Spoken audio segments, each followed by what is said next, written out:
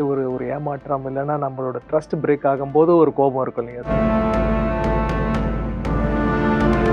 அது வந்து நமக்கு கரெக்டாக எப்போ அமைன்னு யாருமே சொல்ல முடியாது. நம்ம எடுக்கிறதுல முயற்சி ஒன்று தான். ஸோ அதில் நம்ம எப்படி ஒர்க் ஆகணும். இப்போ எனக்கு பார்த்தீங்கன்னா வந்து ஜீரோ, அதாவது சினிமாக்குள்ளே வரும்போது வந்து எனக்கு எந்த விதமான நெட்வொர்க்கும் இல்லை, யாரை அப்ரோச் பண்ணணும் எதுவுமே தெரியாது. ஒரு நாள் சரி நம்ம ஸோ ரஜினி சார் கூட என்னன்னா, நம்ம ரியல் டைமில் வானத்தில் வந்து ஷூட்டிங் ஸ்டார்ஸ்னு சொல்லுவோம். அது ரியலாக பார்த்தல, சினிமாவில் பொதுவாக அந்த மாதிரி பார்த்துருக்கேன். எங்கேயாவது ஒரு வாட்டி பார்க்குறதுன்றது.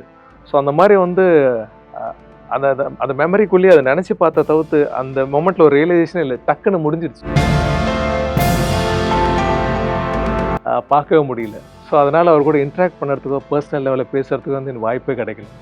ஸோ அந்த வகையில் கொஞ்சம் கஷ்டமாக இருந்தது.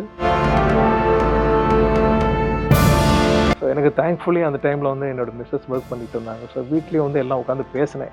அவங்களுக்கும் தெரியும் என்ன என்னோட சூழ்நிலை. ஸோ அவங்க தைரியமாக இறங்க சொன்னாங்க. சூப்பர். ஸோ பேக் சப்போர்ட் இருந்தது. அதாவது நம்ம மாரல் சப்போர்ட் இருக்கணும், ஃபினான்ஷியல் சப்போர்ட் இருக்கணும்.